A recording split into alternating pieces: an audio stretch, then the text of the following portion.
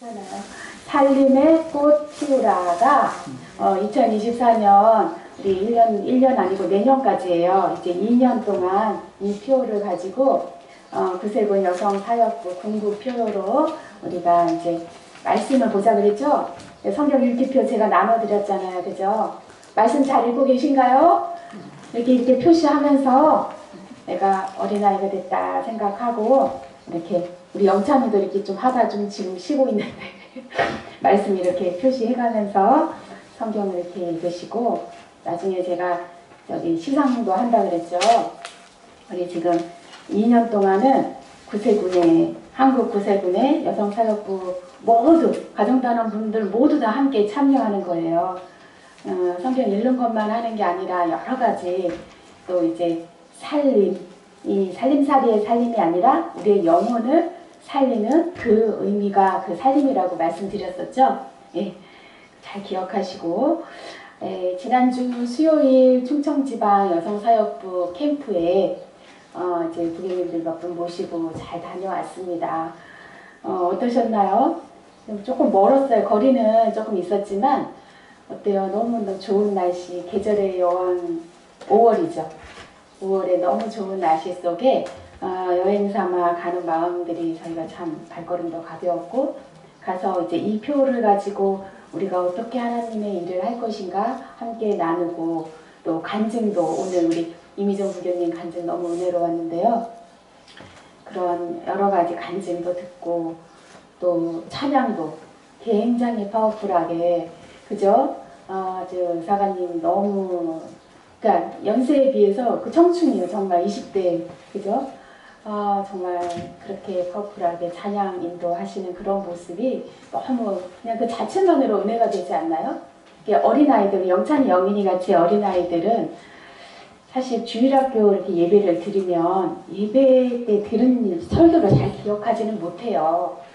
그냥 뭐 예수님이 우리의 구주시다 정도는 기억을 하지만 한마디 한마디를 기억하지는 못해요. 그런데 제가 지금 커서 저도 주일학교 생활을 했는데요. 제가 커서도 지금 주일학교 선생님의 말은 하나도 생각 안 나. 근데 뭐가 생각이 나냐면 그분들의 열정이 생각나.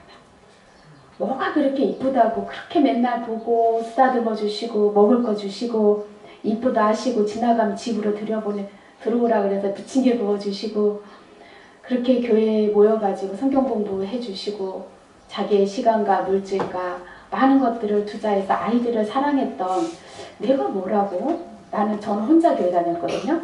저희 가족은 아무도 교회 다닌 사람이 없는데 그렇게 이뻐하시는 거예요. 우리 교회 장로님이 저만 보면 딸처럼 이뻐해서 다들 딸인 줄 알았대. 주일학교 선생님이셨는데 그렇게 이뻐해주는 그거 그리고 그 열정 그 열정만이 우리의 기억 속에 남아있는 도대체 예수님이 누구길래 하나님 누구길래 저렇게 열정적으로 저렇게 외칠까 저는 그 생각이 참 많이 나거든요. 우리 아이들에게도 그 열정만은 기억되어진다는 거 여러분도 그 기억 있으시죠? 내가 어려서 어떻게 신앙생활을 여기까지 지금 진짜 80, 90세 될 때까지 우리가 신앙을 이어올 수 있다라는 게 앞에서 강단에서 목이 쉬어라 외쳐대던 그 사관님의 목사님의 어떤 그런 설교 그런 모습이 아닐까 싶어요. 내용 하나하나가 기억은 나지 않을 수 있지만 그 열정, 사랑 그것이 결국은 열매로 나타내는 게 아닐까 그런 생각이 좀 듭니다. 참 흡족했어요. 일단 점심이 참 맛있었죠. 청주영광에서 정말 다양한 반찬은 아닌데 굉장히 메뉴를 맛있게 잘 짜가지고 정성껏 젊은 부교님들이 이렇게 섬기는 그 모습에 참 감동이 되고 식사 한 끼가 이렇게 사람의 마음을 흡족하게 할 수 있구나 이런 마음이 들면서 제가 오늘 가정단 예배 마치고 식사를 한 끼 대접해드리고 싶은 마음이 생기는 거예요. 사실 이게 지난주까지도 계획이 없던 건데 그 청주영문을 다녀오고 나서 제가 너무 마음에 감동이 됐어요. 맛있는 점심 한 끼가 이렇게 사랑의 마음을 그 먼 거리로 오고 가는 우리 지친 발걸음을 위로해 주는데 우리 부교님들께 5월에 그 가정의 달에 좀 위로를 좀 드리고 싶어서 오늘 예배 마치고 우리 함께 공동 식사하도록 하겠습니다. 여기 성남 가든에서 생선찌개가 맛있다 그래서 거기 예약을 해놨어요. 한 분도 가시지 마시고 함께 했으면 좋겠습니다. 5월을 생각하면 5월은 계절의 여왕이고 또 꽃이 생각나잖아요. 우리 화단에 아주 봄부터 계속해서 꽃이 지고 피고 해서 너무 신기한 거예요. 이렇게 꽃이 계속해서 새로운 꽃들이 나오는 게 너무 신기했어요. 길쭉한 그 풀같이 생긴 그런 그 창포나 그런 잎들 보면 저게 너무 이렇게 길쭉하기만 하고 언제 꽃이 피려나 이랬는데 하나하나 꼭 이렇게 약속이나 한 것처럼 여기가 지면 여기가 피는 거예요. 그래서 아유 참 하단이 너무 이쁘다 생각하고 요즘은 이제 풀 잘 뽑고 있어요. 저희 친정어머니 오셔가지고 풀 열심히 빛내시고 풀도 뽑고 가지치기를 하다가 어떻게 보니까 나무를 다 제가 좀 많이 자르긴 했는데 재미있어요. 참 재미있고 풀 뽑아내고 가지치고 하니까 깨끗해진 그런 정원을 보고 있으면 우리의 영혼도 이렇게 정갈해지면 좋겠다. 우리의 마음의 내면의 정원도 이렇게 좀 정리된다면 참 예쁘겠다. 하나님 보시기에 하나님 아마 그런 우리의 마음의 정원을 기대하고 계실 거예요. 그죠? 그런데 꽃은 볼 땐 너무 예쁜데 어때요? 시간이 지나면 시들어요. 그죠? 그 시드는 꽃이 지저분해서 싫어가지고 꽃을 안 키우는 분도 많아요. 저도 그랬어요. 근데 그래서 이제 조화를 이렇게 집에다 갖다 놓는 분도 있고 그런데 조화보다는 생화가 낫죠. 네, 시들어도 생화가 정말 그 마음의 감동이 틀린 것 같아요.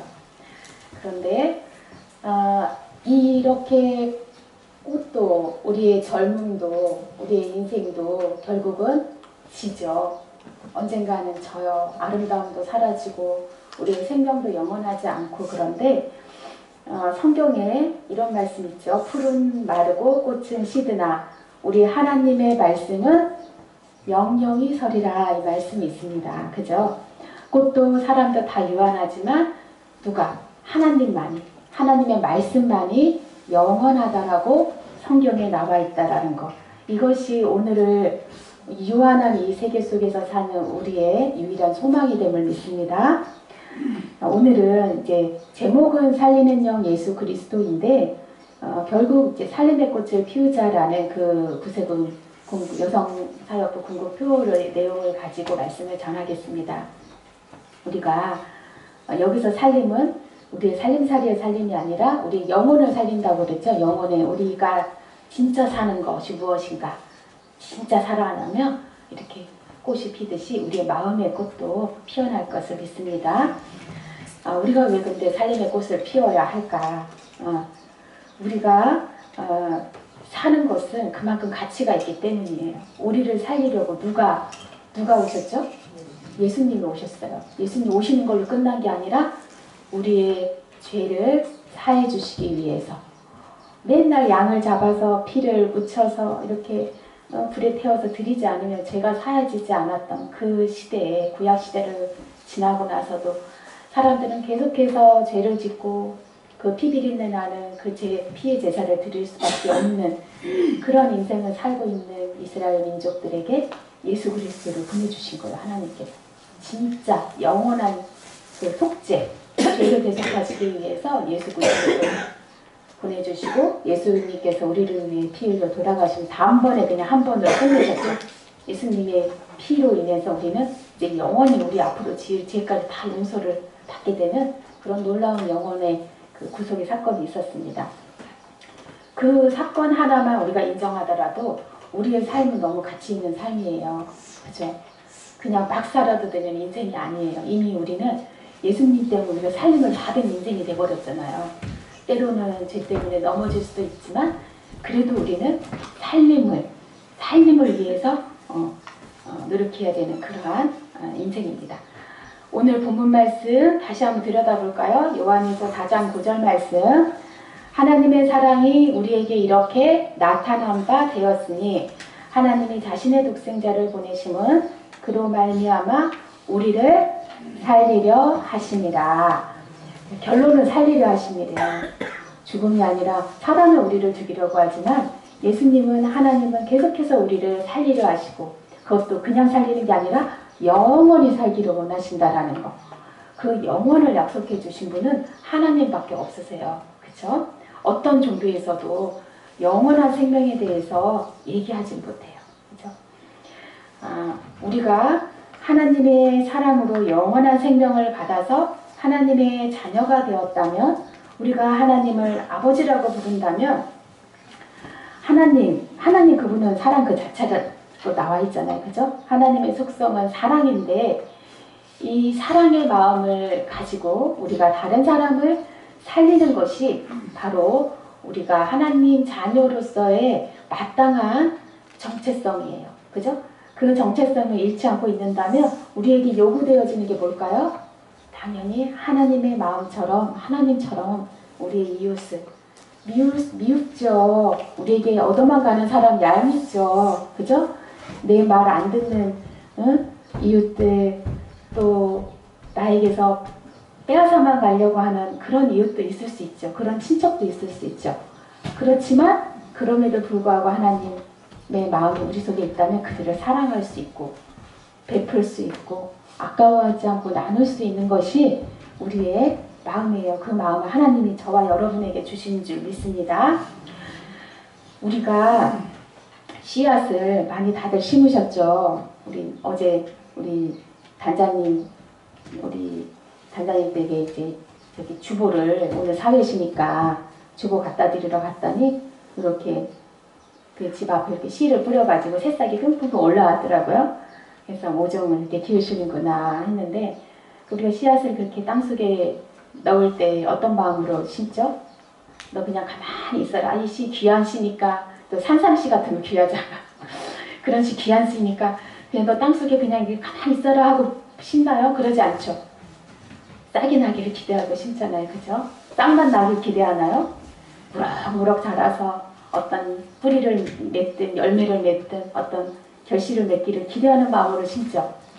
우리 아이들을 생각해 볼까요? 손주나 내 자식 태어날 때 생각해 보세요. 너무 예뻐요. 아기들이 태어나면 너무 예뻐, 사랑스러워. 우리 영인이 그 100일 때쯤 되면 옹알이 하잖아요. 옹알옹알한 게 너무 예뻐서 저희가 영인이 태어나고 영찬이 때도 물론 이쁘긴 했지만 여자아이는 특히나 이쁘더라고요. 그래서 그냥 하품하는 모습도 이쁘고 그냥 옹알옹알 뭐라고 하는 모습이 예쁜데, 그 아무리 예뻐도 얘가 그냥 크지 않고 딱 요만하게 그냥 늘 여기만 있어라 이런 마음이 있어요? 아무리 예뻐도 부모에게 그런 마음은 없어요. 그죠? 아무리 예뻐도 그게 설령 다시는 찾아오지 않는 시간이라고 해도 얘가 얼른 무럭무럭 잘 자라서 훌륭한 어른으로 자라서 또 훌륭한 일을 하는 멋진 사람으로서 또 하나님의 자녀로서 잘 자라나기를 기대하는 것이 부모된 자의 마음이잖아요. 그것처럼 하나님도 마찬가지예요. 우리에게 그런 마음을 품고 있다는 것을 우리가 늘 기억하면 좋겠습니다. 1856년 발표된 막스 밀러라는 그 사람이 있는데, 그분이 유일한 소설이자 사랑에 대한 불후의 명작을 썼어요. 그 제목이 뭐냐면 독일인의 사랑이라는 책이에요.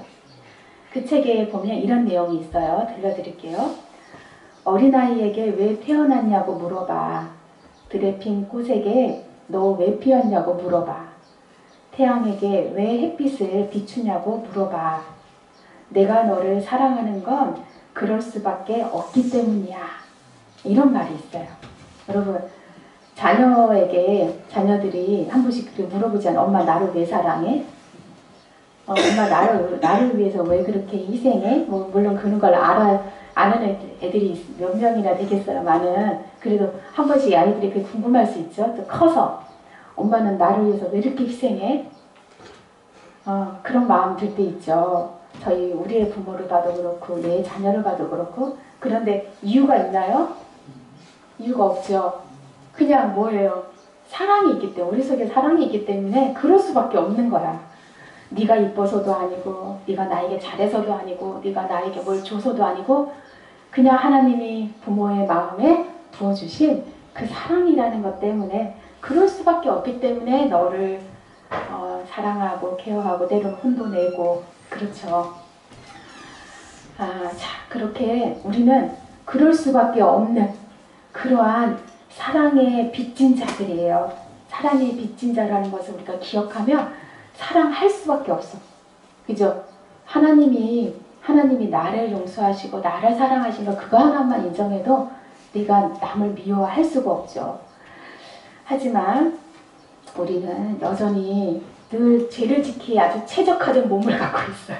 그죠? 우리의 육신은 얼마나 게으르고 나태하고 욕심이 가득하고 시기가 가득하고 그런지 모르겠어요.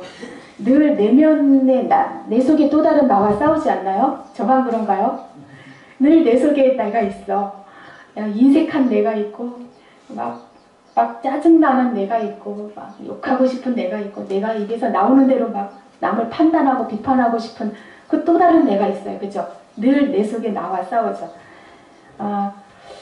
우리가 하나님의 자녀로 거듭났다고 우리가 이제 신앙생활을 하고 있는데도 불구하고 우리는 늘 그런 죄의 유혹 속에서 늘 씨름하며 살아가는 그러한 우리예요. 하지만 하나님께서 우리에게 주신 게 뭐예요?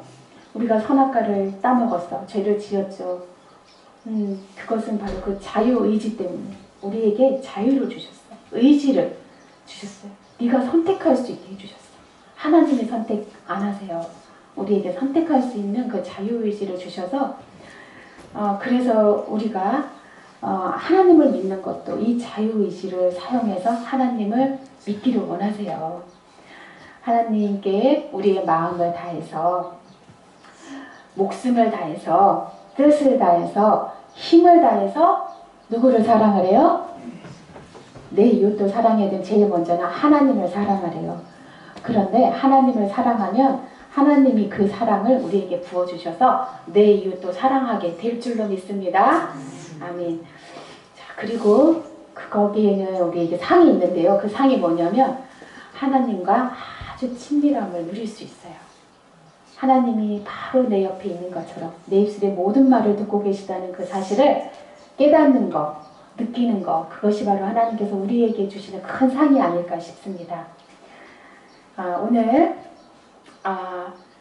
우리가 살림의 꽃을, 우리 영혼을 살린 살림의 꽃을 피워야 하는 이유 3가지 조건이 있는데 제가 3가지 조건 짤막하게 말씀드릴게요. 첫 번째, 우리 살림의 꽃을 피우는 조건은 살아있는 씨앗을 심어야 돼요. 그죠? 죽은 씨앗은 아무리 심어도 씨앗이 발아하지 않잖아요. 아주 기본적인 조건인데 성경 말씀에 살리는 것은 영이니 육은 무익하니라. 내가 너희에게 이른 말이 영이요 생명이라. 이러한 말씀이 있습니다. 살리는 것은 영이고 곧 하나님의 말씀이 영이에요. 그리고 생명입니다. 그리고 하나님의 말씀이 육신을 입어서 이 땅에 오신 분이 누구죠? 예수님이에요. 그리고 예수님이 부활 승천하셔서 우리가 기도할 때 무엇을 보내주셨죠?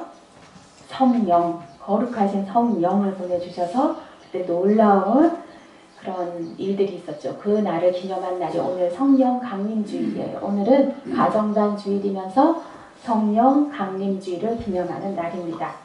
말씀이 육신이 되어 우리 가운데 거하심에 우리가 그 영광을 보니 아버지의 독생자의 영광이요 은혜와 진리가 충만하더라. 이런 말씀이 있습니다. 즉 예수님이 우리 안에 거하셔야지만 우리가 살아난다는 거예요. 살림의 꽃을 피우기 위한 조건은 바로 예수님이 우리 안에 거하시는 것. 예수 그리스도의 씨앗이 우리 속에 있을 때 그때 우리가 살아난다는 것을 꼭 기억하시고요. 두 번째, 우리의 영혼이 살아나기 위해서는 우리가 죽어야 해요. 씨앗이 땅속에 들어가서 가만히 있으면 어떻게 되죠? 발화를 안 하면 살아나지 못해요. 그냥 씨앗으로 썩어버리거나 그냥 그 속에 있겠죠?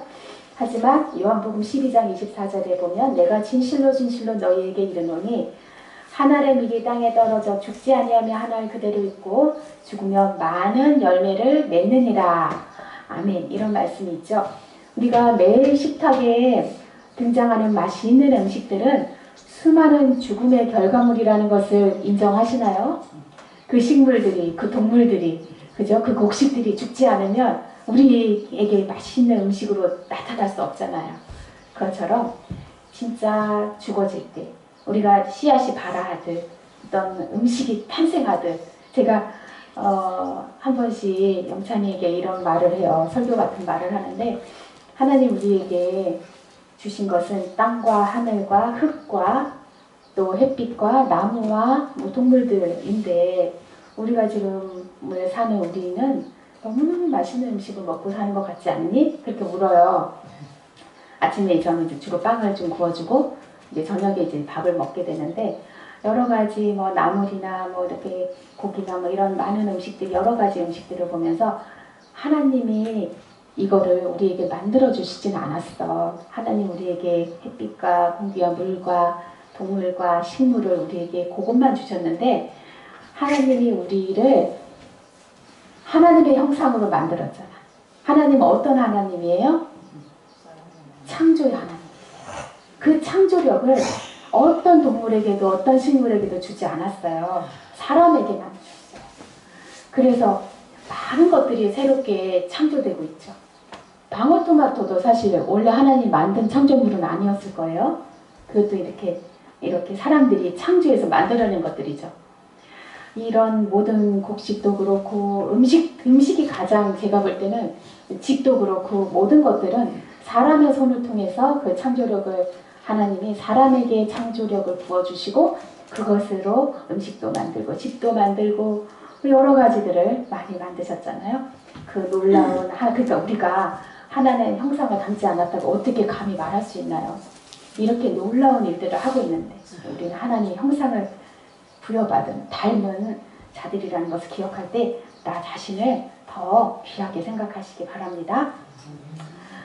자, 우리가 그런데 우리가 로마서 8장 13절에 보면 이런 말씀이 있어요. 그런데 너희가 육신대로 살면 반드시 죽을 것이로되 영으로서 몸의 행실을 죽이면 살리니 이런 말씀이 있어요. 우리가 몸이 원하는 대로 그냥 막 그런 욕망의 노예가 돼버리고 그냥 너무너무 이제 내가 하고 싶은 대로만 하고 당장의 시각적인 거, 감각적인 욕구들만 채우고 당장의 급한 것들만 해결하고 살면은 결국은 하나님의 그 일을 할 수 없어요. 그런데 내 육신의 그런 욕망, 욕심을 좀 내려놓고 더 귀한 하나님의 일을 생각하고 우리가 인내하며 하나님의 뜻을 이룰 때 우리는 영원 속에 거할 수 있다는 것입니다. 마지막 셋째로 가진 수고와 인내가 있을 때 우리의 영이 살아나요. 꽃에게 생명을 주신 분도 하나님이고 자라게 하신 분도 하나님이시죠. 심는 것과 그런데 심는 것과 물을 주는 것은 하나님이 안 하세요. 누가 하죠? 하나님의 자녀들이에요. 우리가 해야 될 일은 뭐예요? 그러면 씨앗을 뿌리고 햇빛과 물과 단비와 뭐 이런 것들을 다 전체적인 것들을 자라게 하신 이런 힘은 하나님의 능력이지만 우리가 할 일은 물도 주고 그죠? 또 이렇게 잡초도 뽑고 그런 일을 우리가 해야 된다는 거예요. 그래야지만 그 밭에 곡식이 자라죠. 풀과 함께 자라버리면 삐죽삐죽 잘 못 자라잖아요. 그죠? 그것처럼 우리가 할 수 있는 일, 벌레도 제거하고 가지도 치고 그렇게 우리의 정원을 잘 가꿔야 되겠습니다. 가정단의 4대 목표를 아시나요? 예배, 교육, 친교, 봉사 이 4가지를 우리 가정단에서는 꼭 해야 돼요. 그런데 이제 여기에 추가해서 요즘은 전도와 이 죽어가는 환경을 위해서 환경 살리기를 하자고 이제 외치고 있습니다. 그래서 우리 특히 일회용 플라스틱이나 종이나 비닐 같은 거 좀 분리수거해서 버리는 거 우리가 살림을 실천하는 그러한 해가 됐으면 좋겠습니다. 하나님 앞에서 우리가 한정된 시간을 살고 있어요. 우린 영원하지 않죠. 그런데 우리의 수고와 우리의 시간을 들여서 예배, 교육, 친교, 봉사, 전도, 환경 살리기에 우리의 작은 이 행위 하나가 많은 것을 막 바꾸지 위대한 일을 할 수는 없을지 모르지만 우리의 작은 실천 하나하나가 하나님께 기억되어지고 그러한 것들이 모이면 많은 어떤 열매로 나타날 수 있다는 것은 우리는 하나님을 믿기 때문에 하나님께서 그 속에서 분명히 역사할 것을 믿기 때문에 우리가 그렇게 살아가야 될 것을 믿습니다. 우리의 거룩한 도전이죠. 우리가 제일 먼저 해야 될 일은 내 마음인 것 같아요. 내 마음의 정원을 청소하는 것. 그 어지럽고 막 번잡하고 막 걱정과 막 너무 해야 될 일들로 막 빡빡 들이찬 우리의 마음을 또 잡초가 막 나기 시작하고 때로는 막 격가지가 나요. 막 근심거리들이 막 오죠. 자식들이 잘 지내고 있다 그러면 너무 마음이 좋은데 이 어떤 자식이 어디 아프다거나 뭐 경제적으로 어렵다거나 뭐 그러면 그런 소식을 들으면 마음이 굉장히 번잡해지죠. 그런 것들로부터 우리의 마음을 잘 다스리는 것 하나님께서 우리에게 그것을 원하시는 줄 믿습니다. 왜냐? 그래야지만 우리가 살아나고 내가 살아야지만 내 가족들도 살릴 수 있고 이웃도 살릴 수 있기 때문이에요. 여러분 짠맛을 내지 못하는 소금 어떻게 되죠? 밖에 버려지죠. 근데 여러분 짠맛 안 내는 소금 드셔보셨어요? 이해가 안 되지 않아요? 우리나라는 바닷물을 말려가지고 소금을 채취하잖아요. 그래서 짠맛이 저는 성경을 이렇게 보면 열매 맺지 못하는 나무는 찍혀져 버리고 짠맛을 내지 못하는 소금은 밖에 버려서 사람들에게 밟힐 뿐이라는 거예요. 아유 하나님, 제가 성경 보면서 하나님 짠맛 안 나는 소금이 어딨대요? 이건 너무 말씀이 어렵다 이런 생각을 많이 했었어요. 근데 제가 얼마 전에 짠맛 안 나는 소금을 발견했어요. 그제서야 제가 이제 이 말씀의 뜻을 알았어. 그 팔레스타인 쪽에는 바다가 이제 가까이 없으면 소금이요. 우리는 바다가 이제 삼면이 바다니까 바닷물이 넘치니까 이제 천일염을 먹는데 바다가 가까이 없는 지방 쪽 사람들은 어떻게 소금을 구할까요? 그 산에 가면 이 바위 속에 암염이 있어요. 돌 속에 소금이 숨어 있어요. 그래서 그 바위로 된 소금을 이렇게 갈아가지고 그래도 불에 부어서 죽염처럼 그렇게 해서도 먹고 핑크솔트라고 아시죠? 핑크소금 외국 가면 많이 사오시잖아요. 핑크소금이라고 이렇게 갈아서도 먹고 그 소금 좀 덜 짜요. 그리고 좀 담백해. 이거 우리나라 천일염은 되게 짜잖아요. 그런데 핑크소금은 그 암염은 좀 덜 짜고 고소하고 좀 더 맛이 괜찮아요. 제가 여러분 제빵 할 때 좀 맛있는 소금을 좀 해보고 싶어서 모래알처럼 잘 갈아진 그 핑크솔트를 샀어요. 핑크 소금을 샀어요. 암염이죠. 근데 제가 좀 빵을 먹다 보니까 뭐가 씹히는 때가 있어요. 뭐가 돌처럼 씹혀서 이상하다. 뭐가 이렇게 씹히지 했는데 제가 그래서 핑크 소금에 대해서 좀 알아봤더니 이게 돌이 들어가는 경우가 가끔 있대요. 종종 있대요. 그래서 에이 설마 그러니까 제가 산 소금을 물에 이렇게 타봤어요. 뜨거운 물에 이렇게 하면 소금이 다 녹잖아요. 우리나라 소금은 물에 이렇게 하면은 안 녹는 소금 없죠. 그런데 신기하게 그 핑크솔트는 이렇게 물에 이렇게 녹였더니 모래알같이 분명히 모양은 소금이야. 그런데 한 요만큼 한 10알갱이 정도는 안 녹고 그게 가라앉아 있어요. 아무리 뜨거운 물을 바꿔줘도 안 녹아. 도대체 얘는 분명히 소금인데 왜 물에 안 녹지? 그래서 제가 이렇게 씹어 먹어봤어요. 짜지도 않아. 그냥 돌이야. 보니까 씹히더라고요. 그래서 이게 그때 제가 이 성경에 이 이스라엘 쪽에는 짠맛을 안 내는 소금이 있다는 걸 이제 알았어요. 여러분 모르셨죠? 제가 알려드릴게요. 짠맛을 못 내는 그 소금 모양만 가진 그 소금이 있더라고요, 여러분. 무섭지 않나요? 그리고 이 음식을 할 수가 없는 거야. 그래서 제가 그거는 뭐 절일 때나 쓸까 그거를 못하고 다른 걸로 샀는데 여러분 마지막 때 우리가 교회에 다닌다고 해서 다 구원받을 수 있다라는 그 확신이 있습니까? 내 생명의 마지막 때일 수도 있고 이 지구의 종말일 때일 수도 있는데 성경에도 보이죠. 알곡과 쭉정이가 같이 자라요. 일꾼들이 하나님 저 가라지 좀 뽑아내버릴까요? 물었더니 하나님 뭐라고 하죠? 가만둬라. 나중에 추수 때까지 가만둬라. 가라지를 꺼내다가 쭉정이까지 뽑힐라. 그러시죠. 그래서 안 뽑는 거야. 그래서 교회에 다닌다고 해서 저도 큰 교회 다녀봤어요. 굉장히 사람 많은 큰 교회를 다녀보는데 정말 하나님 앞에 신실하게 준비된 사람들은 그렇게 많지 않더라고요. 그냥 내가 교회만 나오면 교회 발만 디디면 도움받을 수 있구나라는 안이한 마음으로 신앙생활을 하는 분들이 엄청 많더라고요. 제가 저렇게 어린 나이에 교회를 다녔는데도 그런 분들이 많이 보였거든요. 그래서 우리가 이 알곡과 쭉정이 비유는요, 다른 세상의 사람들을 비유하는 게 아니에요. 이 교회 안에서의 우리의 모습일 수 있어요. 여러분 두렵지 않으신가요? 그죠? 우리가 쭉정이일 수도 있어. 우리가 가라지일 수도 있어. 잘못하면. 그러니까 하나님의 말씀이 없이 우리가 신앙생활을 한다는 건 정말 어불성설이에요. 하나님의 말씀의 양식을 먹지 않고 우리의 영이 살아나기를 기대하는 건 욕심이죠. 그죠?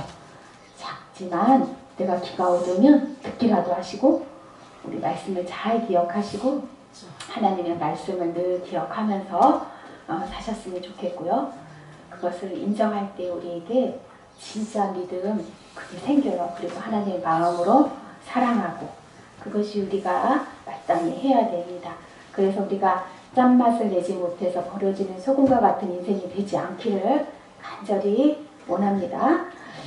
우리 고린도전서 13장에 보면 사랑은 하고 나오죠. 사랑은 어떻게 시작하죠? 사랑은 오래 참고 사랑은 땡땡땡땡땡땡 하다 마지막에 어떻게 끝나요? 모든 것을 참으며 모든 것을 견디느니라 이렇게 나오죠. 결국은 뭐 사랑이 뭐래요? 인내하래요. 인내 너무 어렵죠. 하지만 하나님은 끊임없이 우리에게 인내하라고 성도의 인내가 여기 있나니 라고 늘 인내를 얘기해요.